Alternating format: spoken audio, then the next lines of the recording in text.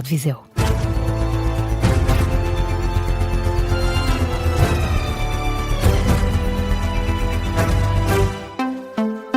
Muito bom dia, notícias às 7 na Rádio Observador com Carla Jorge de Carvalho.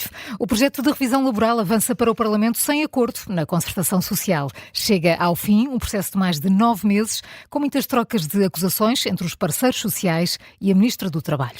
O rotundo não da UGT na reunião de ontem confirmou o que se esperava. A concertação social não conseguiu chegar a um texto comum para a revisão da Lei do Trabalho, mesmo depois da CIP ter anunciado na véspera do encontro uma tentativa de cedência às preocupações da Central Sindical. Mas na hora da verdade, Miguel Gato, não houve qualquer aproximação. Nem a Ministra do Trabalho nem a UGT se referiram às propostas da CIP quando os parceiros sociais se sentaram à mesa de negociações. O tema não foi sequer abordado. Aliás, a certeza de que as negociações tinham chegado ao fim chegou assim que Maria do Rosário Palma Ramalho questionou diretamente os membros da UGT sobre se tinham propostas que quisessem ainda trazer à discussão. Um dos presentes na reunião conta ao Observador que as palavras de Mário Mourão foram claras. Pela primeira vez em todo o processo, o dirigente sindical foi inequívoco a dar um não ao acordo para a reforma laboral. Depois, a palavra foi passada aos patrões. Todos eles também assumiram que era o tempo da proposta seguir para a próxima morada, o Parlamento. No final desta rendição unânime, uma boa parte do encontro de 1h30 acabou por ser uma homenagem a João Vieira Lopes, que está de saída da presidência da Confederação do Comércio e Serviços de Portugal. Ou seja, Miguel, depois de mais de 200 horas de reuniões formais e informais, a proposta de reforma laboral vai agora seguir para o Parlamento e também com a Ministra a dizer que não se demite. A garantia foi deixada, Carla, por Maria do Rosário Palma Ramalho no final da reunião aos jornalistas e depois ontem à noite à SIC Notícias. A Ministra nega uma derrota pessoal ou política e explica que já está concentrada na próxima fase. O primeiro passo é entregar a proposta de reforma laboral ao Primeiro-Ministro. Segue-se o agendamento para o Conselho de Ministros, em que a versão vai ser entregue ao Parlamento e aprovada por todo o Governo. E então, e que documento será esse, Miguel? Essa é a dúvida, Carla. Sem o sim da UGT, Palma Ramalho tem agora a liberdade de levar a versão do pacote laboral que entender. Nos últimos meses sempre disse que seria uma versão intermédia do anteprojeto que deu a conhecer ao país em julho do ano passado, com alguns acrescentos que resultaram das negociações, e disse-o também ontem em conferência de imprensa, mas nunca chegou a concretizar sobre o que vai, de facto, chegar às mãos dos deputados. Miguel Gato, com os bastidores da reunião de concertação social que ditou o fim das negociações para a reforma do pacote laboral. A Ministra do Trabalho vai estar hoje no Sob Escuta da Rádio Observador, uma entrevista para ouvir logo a seguir ao Jornal das 9 da manhã. Carla, importa também olharmos para a reação dos partidos com assento parlamentar, até porque a reforma laboral avança agora para a Assembleia da República. Na oposição, há quem aponte vários culpados pela falta de consenso. Desde o Governo, ao PS e aos sindicatos. Marta Caramelo Nobre. Começamos com o líder parlamentar do PSD. Hugo Soares diz que o Governo tentou até à última. Mas sobra, sobretudo, o exemplo demonstrado de um Governo que levou até ao limite do possível a capacidade de diálogo com a concertação social. Opinião contrária tem o deputado do PS, Miguel Cabrita. E o Governo nunca entendeu, geriu este processo mal e com enorme inflexibilidade do primeiro ao último dia. O Governo, na verdade, desistiu do diálogo social. Do lado do Chega, André Ventura diz que já esperava um desfecho que resolve atribuir ao PS. Nada que me surpreenda, como já tinha dito. O PS não tinha interesse desde o início em aprovar esta legislação. É sabido que o Partido Socialista tem uma grande influência na UGT. Já Mariana Leitão insiste na vontade dos liberais. Já tínhamos inclusivamente pedido ao Governo que parasse de ser teimoso e de insistir numa negociação que já se sabia à partida que não ia dar em nada e que trouxesse o projeto à Assembleia da República. Pelo LIVRE, Isabel Mendes Lopes sublinha que a proposta não é do interesse de quem trabalha. E, portanto, se o Governo insiste em trazer ao Parlamento uma legislação laboral que não serve os trabalhadores e que claramente tem um nível de oposição no país, mas também aqui no Parlamento tão grande, assim que houver uma maioria em que seja possível reverter qualquer alterações que sejam feitas neste âmbito, essas alterações serão revertidas. Isto não interessa a ninguém. Paula Santos, do PCP, rejeita a utilidade da discussão da proposta.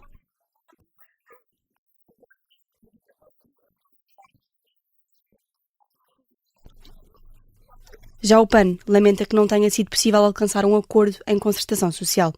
Marta Caramelo Nobre, com a reação dos partidos, com assento parlamentar no final da reunião da Concertação Social, que terminou sem acordo, por isso a reforma laboral vai seguir para o Parlamento. O antigo secretário de Estado do Emprego, Pedro Silva Martins, considera que o chumbo da reforma laboral é uma derrota para o Governo e alerta que grande parte das medidas desprotegia em demasia os trabalhadores. Pedro Silva Martins, antigo secretário de Estado do Governo do Emprego, no governo de Pedro Passos Coelho, esteve envolvido na reforma laboral que foi aprovada em 2014. A entrevista à Vichy Soase, da Rádio Observador, é taxativo.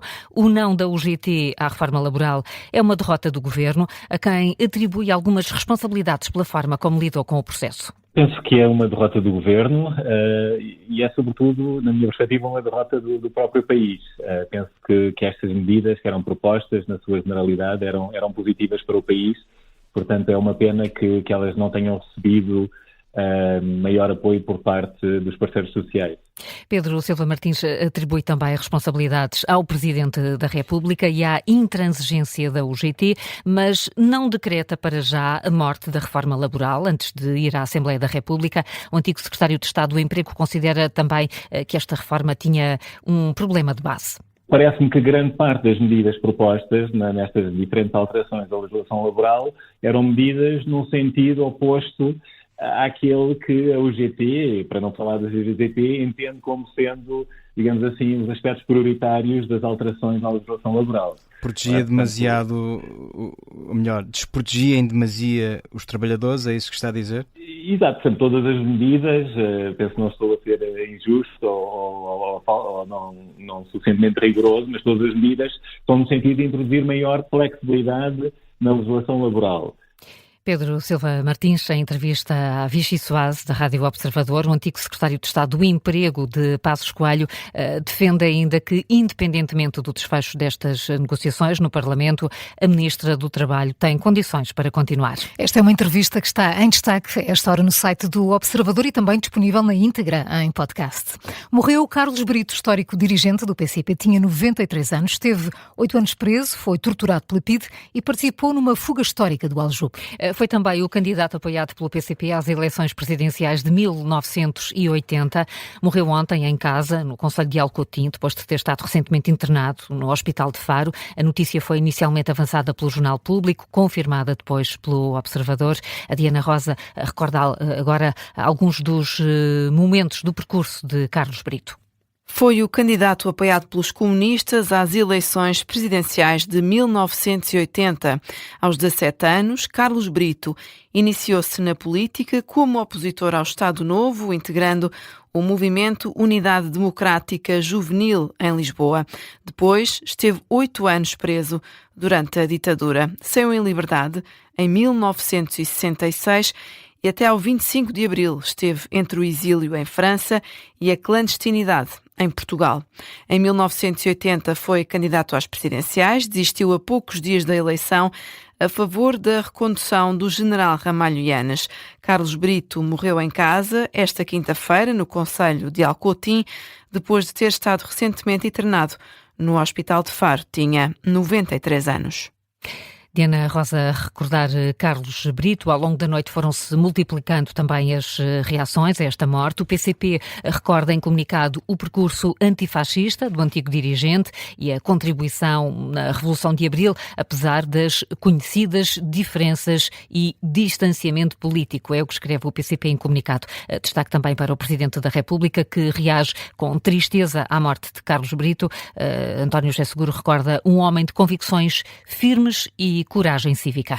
O PAN quer mudar as medidas de proteção de menores no âmbito dos crimes contra a autodeterminação sexual e alterar o Código Penal para os crimes contra a liberdade sexual e a violência doméstica. A proposta é apresentada hoje no Parlamento. Em declarações à Rádio Observador, Inês Sousa Real diz que o PAN leva este projeto de lei por causa dos mais recentes dados do RASI, que mostram um aumento nos crimes de violência sexual e também de violência doméstica. A porta-voz do PAN explica o que é que o partido pretende com estas alterações. Estas clarificações, e nomeadamente até os períodos de privação de liberdade, as penas acessórias, aquilo que o PAN pretende é garantir que temos uma maior capacidade de prevenção destes fenómenos, para não estarmos sempre a correr atrás do prejuízo, porque até aqui temos tido medidas que efetivamente só têm vindo a atuar quando os crimes já estão cometidos. Não temos uma cultura de prevenção mais expressiva também no nosso Código, e nesse sentido a dimensão, sobretudo profissional, visa garantir isso mesmo.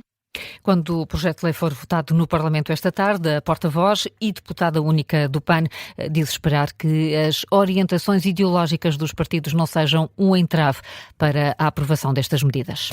Terminou o sonho europeu do Sporting de Braga. Os bracarenses perderam com o Friburgo por 3-1 na Alemanha e falham a possibilidade de chegar à Liga Europa. Ainda assim, o treinador da equipa portuguesa mostra-se orgulhoso. O Sporting de Braga caiu nas meias finais. Tinha vencido o Friburgo em casa por 2-1, mas na segunda mão, ontem, na Alemanha, perdeu por 3-1. A equipa minhota falha o acesso à final da Liga Europa, mas o treinador Carlos Vincent não esconde o orgulho na equipa, o mesmo sentimento que têm também os adeptos. Maria Rego. Foi um jogo de emoções fortes, onde a emoção mais desejada era a de chegar a Istambul. Perante o resultado, entre os adeptos do Braga, há quem aponta as culpas a um mau arranque. Eu acho que o Braga fez o jogo possível. Eu acho que depois da expulsão a equipa ficou muito condicionada, tentou segurar o resultado que tinha, a vantagem que tinha.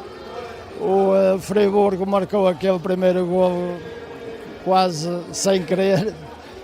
E depois foi muito difícil para o Braga. Mas há também quem atire que a sorte não estava do lado dos guerreiros. O jogo às vezes não é ganho pelos melhores, às vezes é uma questão de sorte, e acho que isso hoje foi o que aconteceu. Na praça do município, onde viram o jogo milhares de adeptos, houve-se ainda uma opinião diferente. Não posso apontar aos jogadores, claro que o Dorgeles acaba por ter aquela falta no início que acaba por condenar um pouco a partida, mas os jogadores deram tudo. Não vou condená-los por isso, deram tudo. A única coisa que nós pedimos é que lutem até ao fim e lutaram. Uma luta que aos olhos dos adeptos não fica por aqui. Esta temporada chegámos à final da Taça Liga, claro que perdemos, mas chegámos à final, eliminámos o Benfica, goleámos o Santa Clara pelo caminho. No campeonato não foi perfeito, claro que não, mas na Liga Europa fizemos a campanha que fizemos. Temos esperança que para o ano lutemos pelo título, o que seja, voltemos a fazer uma campanha que fizemos na Liga Europa. Foram 90 minutos de muitos altos e baixos, mas o sentimento final é o de felicidade. No último jogo o Dorgeles foi o herói, hoje foi o vilão, é o futebol. Estamos tristes, mas ao mesmo tempo contentes pela campanha. Queremos todos ir à final, ganhar se calhar, mas é o que é. Uma pessoa não pode pedir mais. Eles deram tudo, senti que deram tudo, por isso fico contente na mesma. Um misto de emoções vividos pelos adeptos do Braga num jogo que acabou com o sonho da Liga Europa. A reportagem da Maria Rego, que acompanhou a partida junto dos adeptos em Braga. A Câmara Municipal montou um ecrã gigante para que todos pudessem ver o jogo. Viram a eliminação do Braga. Agora, a final da Liga Europa vai ser jogada 20 de maio entre o Friburgo e o Aston Villa. São 7h13. Carla, que outras notícias estão em destaque esta hora? Parece cada vez mais frágil o cessar-fogo entre os Estados Unidos e o Irão. Depois de mais uma noite de ataques, Teherão acusa Washington de atacar um petroleiro iraniano perto do Estreito de Hormuz. Já o Comando Central norte-americano garante que se trata de uma ação de autodefesa. Donald Trump vai relativizando esta troca de agressões em declarações à ABC News. O presidente norte-americano garante que o cessar-fogo continua em vigor, mas nas redes sociais voltou a deixar novas ameaças. O Papa Leão XIV assinala hoje um ano de pontificado e está de visita a Pompeia e a Nápoles. Leão XIV foi eleito a 8 de maio de 2025, na 4ª votação do conclave. As últimas semanas ficaram também marcadas por confrontos verbais com Donald Trump sobre a guerra no Médio Oriente. Destaque também por cá para a Operação Babel. O ex-presidente da Câmara de Gaia, Patrocínio Azevedo, fica hoje a conhecer o acórdão. Ele é um dos 16 arguidos no processo relacionado com a alegada viciação de normas e instrução de processos de licenciamento urbanístico em Gaia. Em causa estão crimes como corrupção passiva, prevaricação e participação económica em negócio. E vamos continuar aqui no mundo das tecnologias, da inteligência artificial. Agora há um monge robô. Um monge. Um monge roubou? Um monge roubou. Eu vi ontem estas imagens. Viste? É muito estranho. Está a ficar fora de controle. Uma cerimónia budista em Seul.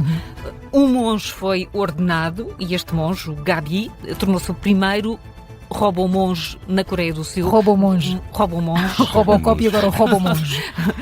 E foi ordenado logo pelo maior grupo, a maior seita budista do país. Este nome... Por acaso ia pegar no nome. Gabi. Gabi não remete muito para monge. Significa misericórdia de Buda. É o que é. É o que é. E isto são os monges sul-coreanos a demonstrar a relevância moderna do budismo. É uma religião que muitos jovens começam a considerar antiquada. Até para se aproximarem mais, não é? Dessa geração. Sim, o contacto com o robô aproxima sempre. Estabelece muita ligação. Não, para se aproximarem mais do jovem. Robo-monge.